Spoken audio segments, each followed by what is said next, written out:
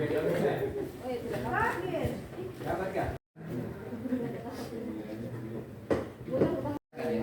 atas itu spanduknya di atas. KPU melayani. KPU melayani. Tangannya. Bisa ya kasih kurang saja. Ditandatangani di Kendari pada tanggal 21 Juni 2023.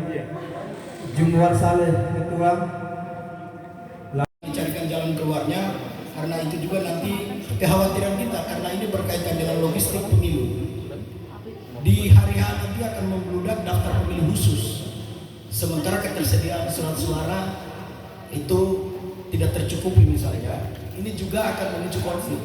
Potensi konfliknya begitu tinggi. Jadi itu mungkin beberapa hal termasuk kalau kita lihat pergerakan data ini penduduk yang akan berumur 17 tahun ini ada beberapa memang kalau kita lihat jumlahnya sedang diakumulasi sebagai kendaraan besar. Pemilihan umum tahun 2024 jumlah TPS 112, pemilih aktif laki-laki 1349. Sebelumnya kita sudah melewati namanya ya coklit, kemudian penyusunan DPS. Tidak bisa prediksi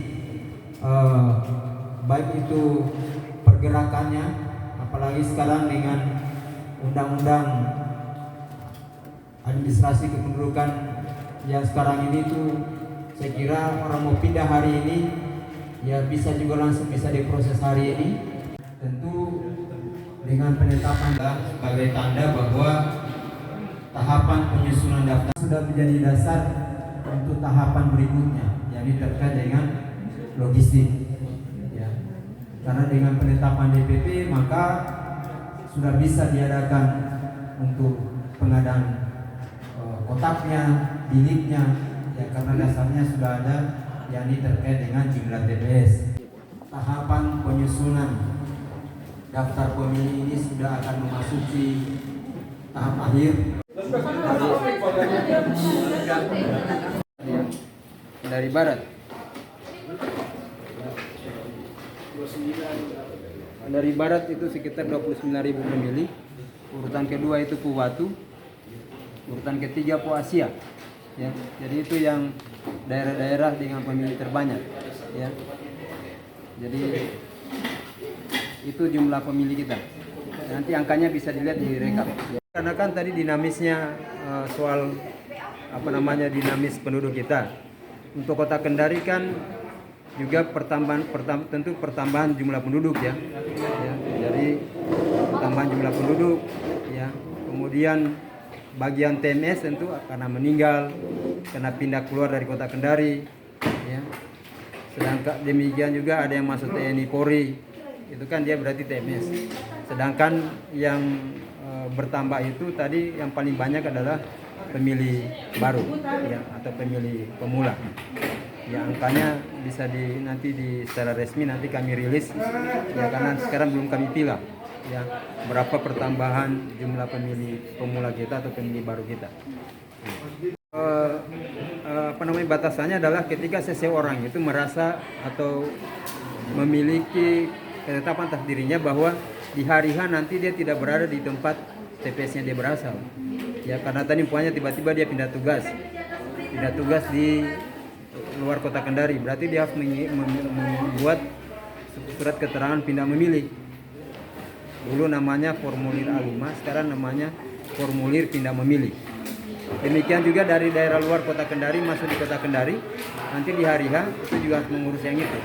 Dan itu batasnya mulai besok pasca penetapan DPT sampai dengan 1 bulan sebelum hari H, atau berarti 14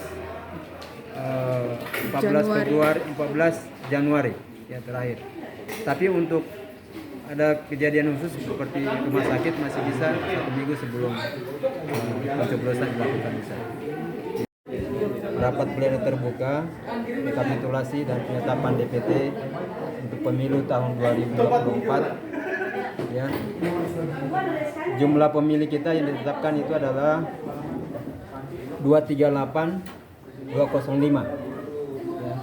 Dengan rincian laki-laki 117.022, perempuan 121.183.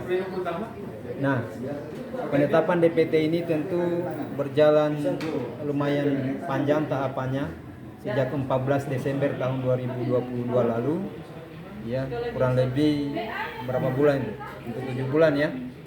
Ya, kami KPU Kota Kendari sebenarnya ini yang paling berjasa adalah Pantarli kita, kemudian PPS dan DPK, karena mereka lah yang bekerja di lapangan melakukan verifikasi yang mulai dari coklit, kemudian verifikasi untuk melahirkan DPS, kemudian DPS HP dan DPS HP akhir. Itu adalah kerjanya semua di tingkatan Pantarli, kemudian PPS dan PPK, dan kami juga